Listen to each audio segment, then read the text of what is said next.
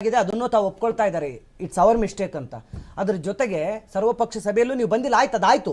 But ಈಗ ಪ್ರತಿಪಕ್ಷದ ಒಂದು ಬೇಡಿಕೆ ಇದೆ ಸರ್, ಅದೇನಂತಂದ್ರೆ ಈ ಕ್ಷಣಕ್ಕೆ ತತ್ಕ್ಷಣಕ್ಕೆ ಒಂದು ವಿಶೇಷ ಅಧಿವೇಶನವನ್ನ ಸರ್ಕಾರ ಕರಿಬೇಕು, ಕರೆದು ಈ ವಿಚಾರದಲ್ಲಿ ಸರ್ವಪಕ್ಷಗಳ ಅಭಿಪ್ರಾಯವನ್ನು ಪಡಿಬೇಕು, ದೇಶ ಒಗ್ಗಟ್ಟಿನಲ್ಲಿ ಹೋಗಬೇಕು, ಬರೀ ಮಾತಿನಲ್ಲಿ ಇರಬಾರ್ದು, ಅದು ನಡತೆಯಲ್ಲೂ ಇರಬೇಕು. ನೀವು ಜೊತೆಗೆ ಬನ್ನಿ ಅಂತ ಕರೆದಿದ್ದೀರಿ, ನಾವು ಜೊತೆಗೆ ಬರ್ತೀವಿ, ಒಂದು ವಿಶೇಷ ಅಧಿವೇಶನ ಕರೀರಿ ಅಂತ ಹೇಳಿದ್ದಾರೆ.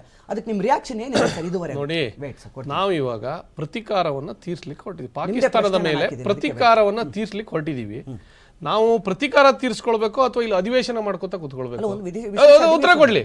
ಅಧಿವೇಶನ ಮಾಡೋದು ಇಂಪಾರ್ಟೆಂಟ್ ಅಥವಾ ಯುದ್ಧ ಮಾಡೋದು ಇಂಪಾರ್ಟೆಂಟ್? ಅಧಿವೇಶನದ ಕೂತ್ಕೊಳ್ಳೋರು ಎಲ್ಲರೂ ಗನ್ ಹಿಡ್ಕೊಂಡು ಹೋಗಿ ಅಲ್ಲಿ ಕುಂತ್ರೆ ಇಲ್ಲ.